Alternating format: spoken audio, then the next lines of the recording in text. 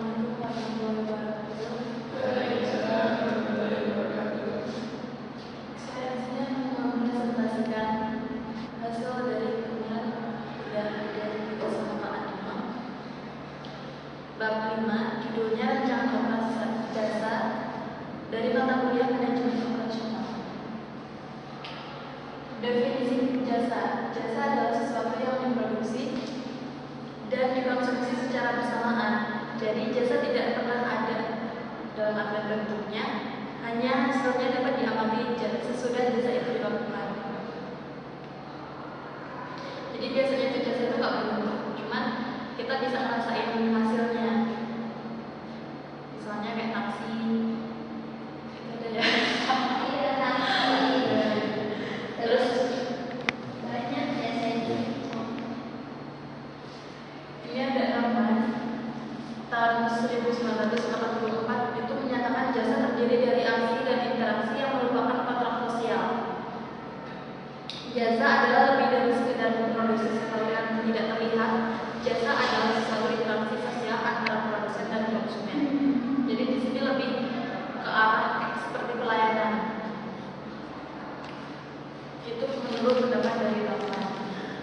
Dan biasanya beberapa orang menyatakan jasa secara tidak langsung sebagai suatu penghambaan dan pelayanan pribadi seperti yang diberikan oleh pelayanan kebersihan, itu contohnya.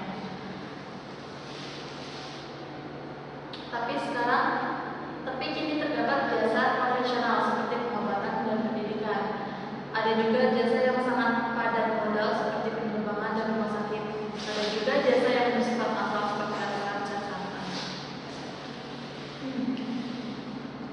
Banyak orang yang mempersepsikannya itu salah, seperti mereka beranggapan bahwa pekerjaan jasa bayarnya rendah. Beberapa contoh pekerjaan jasa memang memperoleh penghasilan atau imbalan yang lebih kecil dari pekerjaan manufaktur. Tetapi banyak pekerjaan jasa yang penghasilannya lebih besar, terutama pekerjaan dalam industri profesi jasa atau industri jasa yang padat modal, seperti penerbangan dan rumah sakit. Nah, di sini ada perbedaan antara manufaktur dan jasa. Yang pertama, perbedaan manufaktur dan jasa itu dari manufaktur itu produksinya dapat dilihat atau berbentuk, sedangkan jasa itu tidak terlihat. Dan dari manufaktur itu kepemilikan ditransfer atau dialihkan pada saat pembelian, sedangkan jasa itu kepemilikan umumnya tidak ditransfer atau dialihkan. Manufaktur produk dapat didemonstrasikan sebelum dibeli, sedangkan jasa produk tidak ada sebelum dibeli. Jadi produk itu biasanya langsung dinikmati. Sedangkan manufaktur produk dapat disimpan dalam persediaan, sedangkan jasa tidak. Manufaktur produksi dan konsumsi. Produksi mendahului konsumen, sedangkan jasa produksi dan konsumen itu bersamaan. Manufaktur produksi dan konsumsi dapat terjadi dalam lokasi dan tempat yang terpisah, sedangkan jasa produksi dan konsumsi harus terjadi pada lokasi yang sama. Manufaktur produk itu dapat diangkut karena dia biasanya berbentuk barang. Sedangkan jasa produk tidak dapat diangkut walaupun produsennya dapat. Manufaktur penjualnya memproduksi, seperti memproduksi barang atau makanan dan lain-lain. Sedangkan jasa pembeli berpartisipasi langsung dalam proses produksi dan dapat melakukan sebagian dari produksi. Manufaktur kontak tidak langsung antara perusahaan dengan pelanggan. Sedangkan jasa dalam banyak hal membutuhkan kontak langsung. Manufaktur produk dapat diekspor. Jasa umumnya tidak dapat diekspor, tetapi sistem penyerahan jasa bisa. Sedangkan manufaktur yang terakhir itu perbedaannya bisnis di organisasi menurut fungsi dengan penjualan dan produksi terpisah. Sedangkan jasa itu penjualan dan produksi tidak dapat dipisahkan secara fungsional. Itu contoh, itu perbedaan antara manufaktur dan jasa. Nah,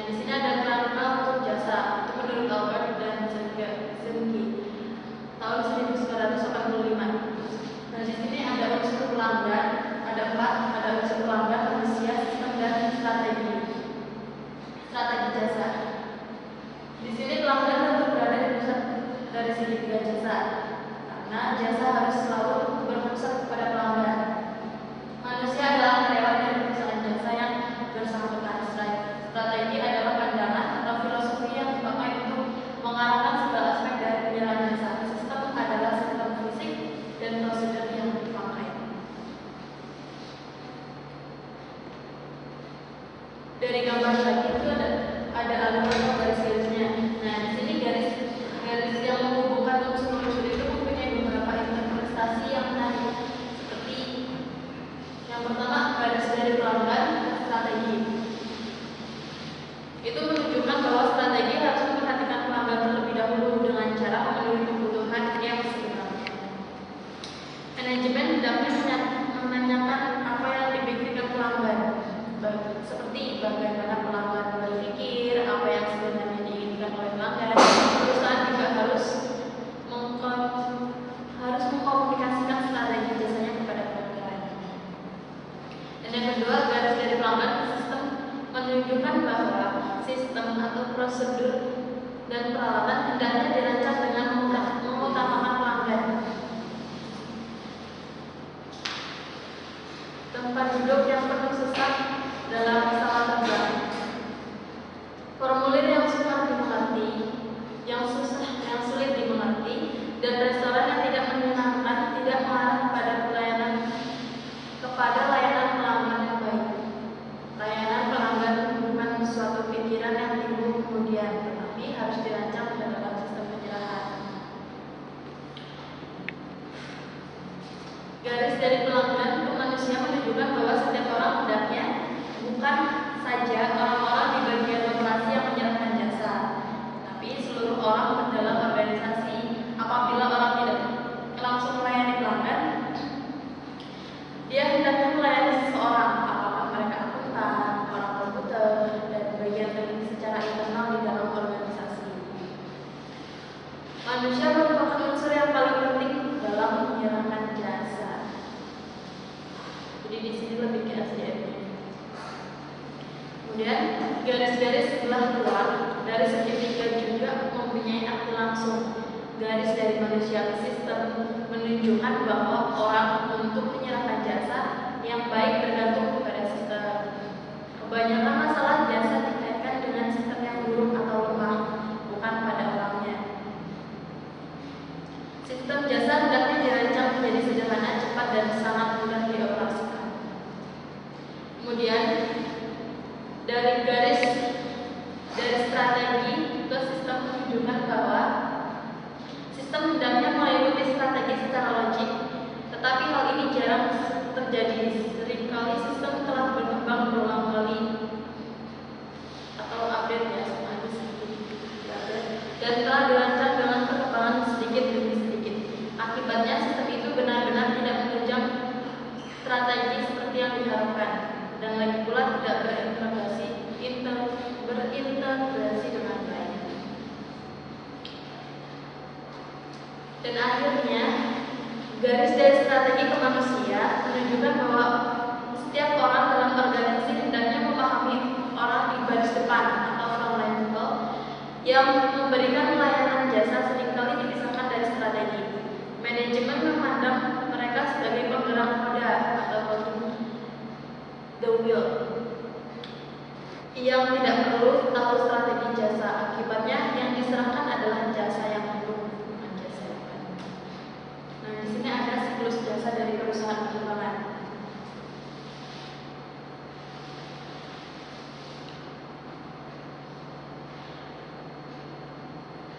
Siklus jasanya itu dimulai dari pelanggan meminta informasi tentang penerbangan, jadwal penerbangan, lalu pelanggan memesan tempat, kemudian pelanggan tiba di pelabuhan udara, dan pelanggan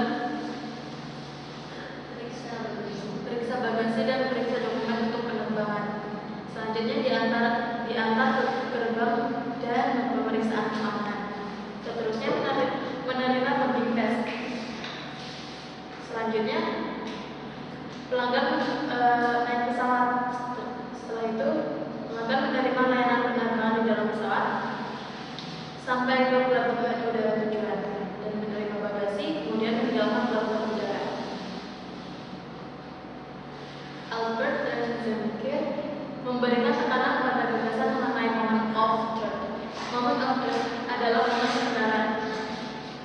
adalah sembarang waktu pelanggan datang dalam kontak dengan sistem pelayanan selama siklus penyerahan jasa.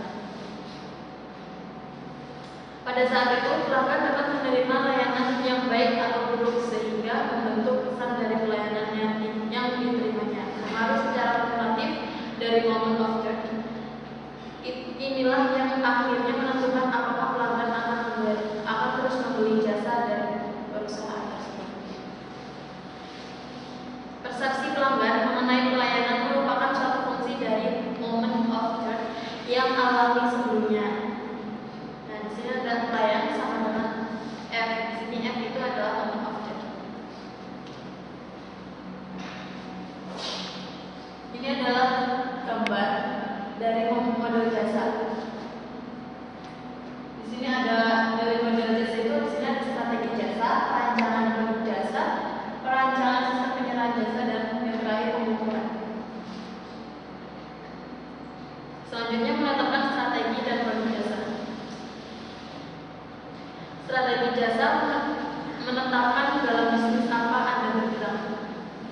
Strategi ini memberikan pedoman untuk perancangan produk, sistem penyerahan, dan pengukuran. Strategi jasa memberikan suatu pandangan tentang macam dan jenis jasa apa yang akan disajikan oleh perusahaan. Hal ini menggambarkan cara bisnis itu dilihat oleh pelanggan dan karyawannya, atau paling tidak bagaimana seharusnya dipandang oleh mereka. Nah, langkah kedua dari model adalah menetapkan produk jasa. Kebanyakan produk jasa datang dalam berkas bundle dengan barang. Perjalanan dengan taksi atau transportasi dari satu tempat ke tempat lain adalah suatu jasa. Namun, jasa taksi diserahkan dengan suatu barang, yaitu mobil, untuk memberikan kemudahan atau facilitated. Begitu pula perusahaan telepon menggunakan facilitated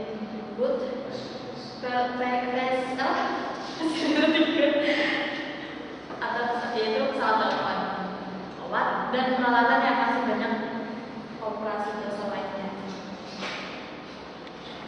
Di sini Cesar, Olsen, dan Wyckoff pada tahun 1978 mendefinisikan suatu produk jasa terdiri dari seberkas barang dan jasa atau bundle of goods and service.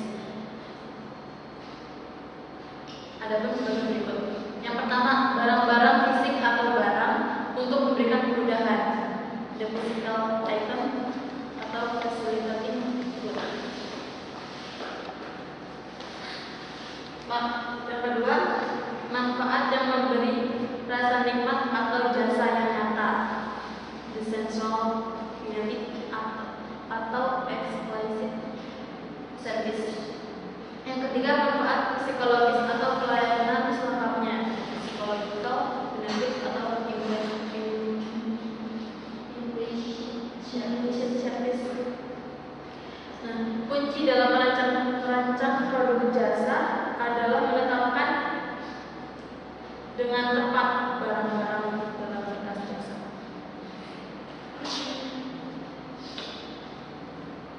Suatu kombinasi yang tepat dari ketiga komponen tersebut hendaknya dapat diserapkan, tetapi tidaklah cukup menetapkan sifat jasa yang baik menurut pengertian umum.